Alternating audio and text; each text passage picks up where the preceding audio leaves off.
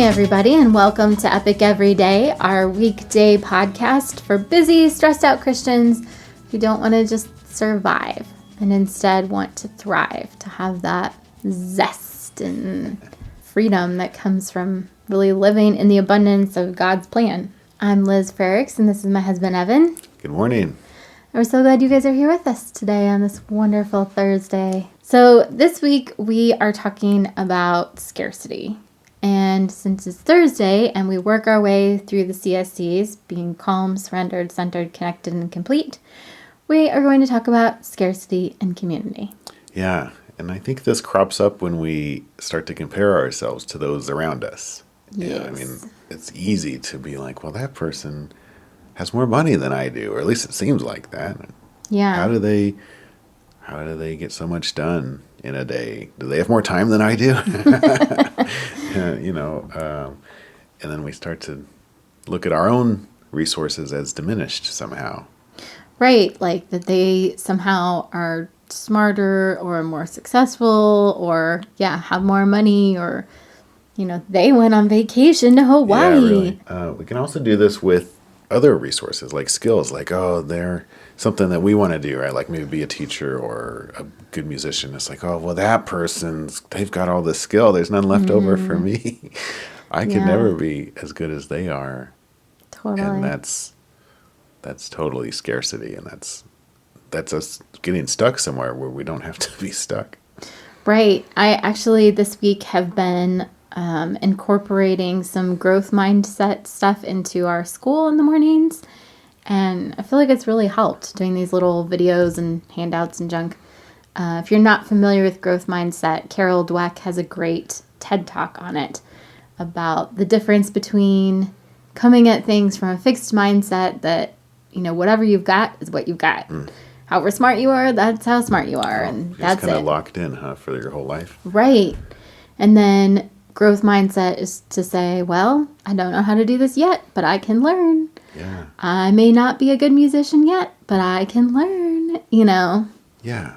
I mean, I wonder why we get stuck in that where it's like somehow other people's access to resources limits our access to resources where, in God's world, I mean, like, so the time of hours in the day thing is a perfect example. Nobody gets more than 24. Yeah.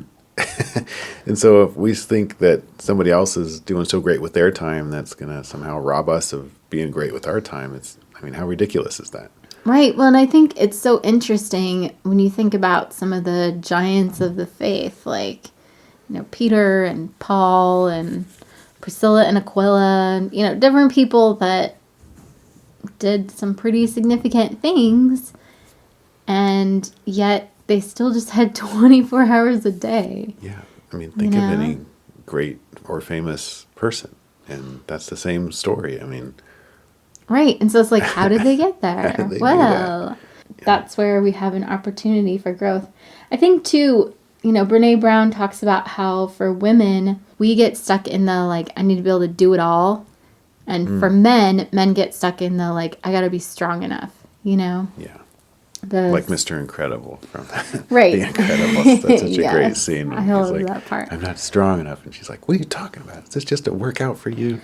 Yeah. And then he has to admit that he's not strong enough to lose his family. Yeah. Yeah. I really love that part. But I think, as a woman, I see that. The drive to be like, okay, the cultural expectation that we're able to hold down a job, take care of the kids, keep the house clean. And it's still like, it's interesting. You've got, women have a whole long list of stuff to do. I guess guys, there's a list too, but if you got a job and you're making money, you kind of get a gold star. Right. Yep. You're good to go. Yeah, it's not really And fair. then if you babysit the kids and help your wife with the dishes. I help with the dishes. I help with the laundry like it's her primary responsibility. And you're just, you're riding in there on your white horse and folding, pairing up the socks or something. It's so funny. It always cracks me up when somebody says that they're babysitting their own kids. I'm like, dude, it's your kid. You don't babysit your own kid. So, well, did you get to finish what you're saying about Oh, well, I was just saying it's easy for us, I think, to get stuck in that comparison between looking at what someone else gets done. I know I do that because I look at other moms and I'm like, oh my gosh, this woman is working this many hours a week and she's still homeschooling and she's, managing to have healthy kids and I'm just like, what am I doing wrong, Yeah, it's hard when it's, again, I think we tend to look at people through, whether it's on social media or not, this Facebook filter of like, look, all you see is like a list of accomplishments. And you don't see like when they're home at 11:30 at night and they're just now starting to make dinner and there's no clean underwear. Like there's all this stuff we have no idea about. But what we do see looks pretty awesome. Right. Makes you wonder what people see in our life, I guess, because we know all the other behind the scenes stuff. Right. But that's back to that comparison stuff, which we don't need to get into. Exactly. And I think it's a ranking based on a worth that's not, it's a very narrow definition. Like, I don't know. Sorry. Like the worthwhile results that you see, or? Yeah, well, jumping back to that, that women are only good if you can do it all, and men are only good if they're strong enough. That's such a narrow definition of success. Yeah. Well, I was thinking about that. Like, the things that we're comparing are the results and the stuff we can quantify, and we're like, oh man, look, they've got a nicer car than I do, or whatever. But I wonder if it would be more beneficial to stop comparing that and to actually compare things, these more intangible things and more personal things, like people's priorities and what they're focused on. Because that's really kind of changing the game as far as, like, what do I get done in 24 hours a day?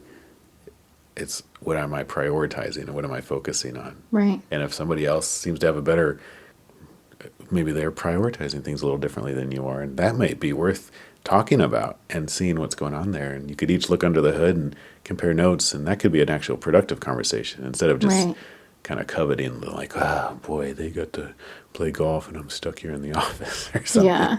What do you think about, like, that? Just what would we want to compare?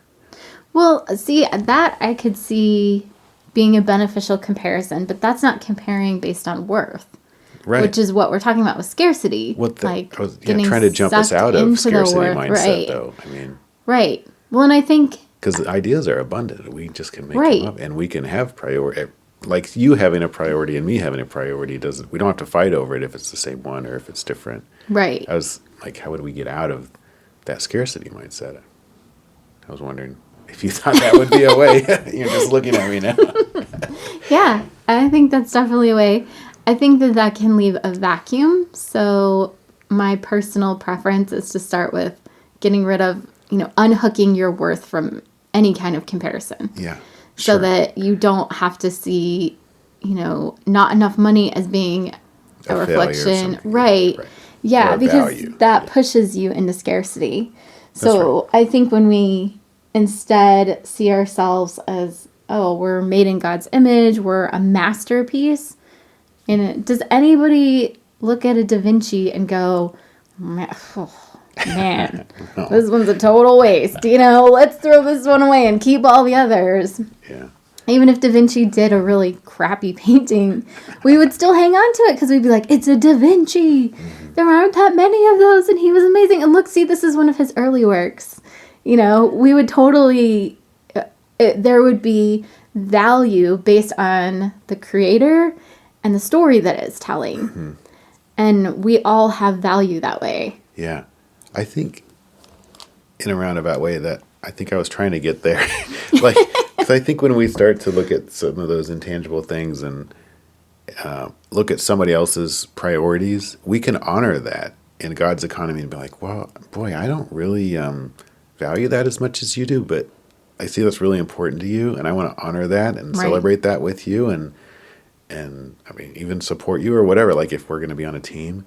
Mm-hmm. And that can be in a really amazing way to kind of push back against scarcity, because then we're using some synergy there, actually.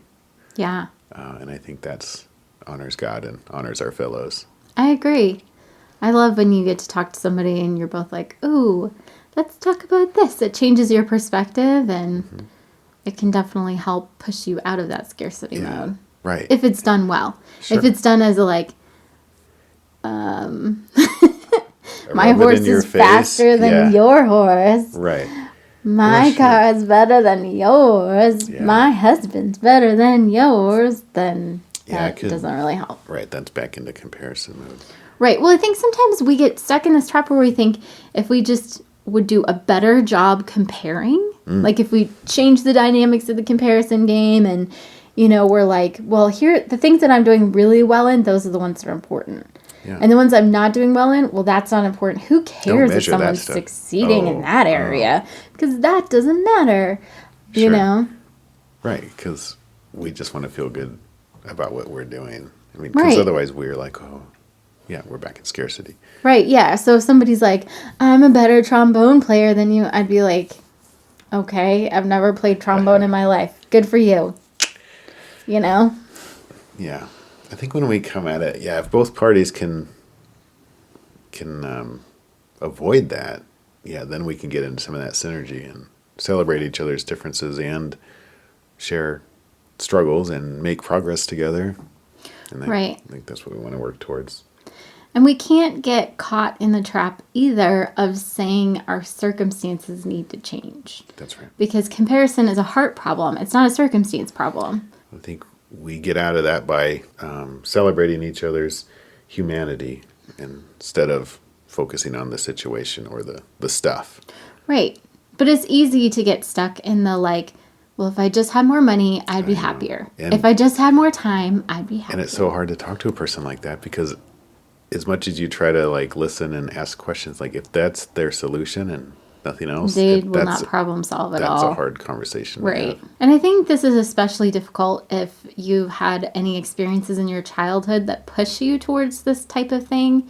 If you've had anybody say, well, you're not as good as so-and-so, Ooh, yeah. and here's why, then it's much harder to switch off the scarcity mode and say, okay, I am a masterpiece. I have value because of my creator and because of the story that he's telling through me. And I'm just gonna not listen to that mental voice. So obviously some practical ways to do that would be to pray, which we always recommend, that God helps get you out of scarcity mode and, that he grounds you in the fact that you are precious.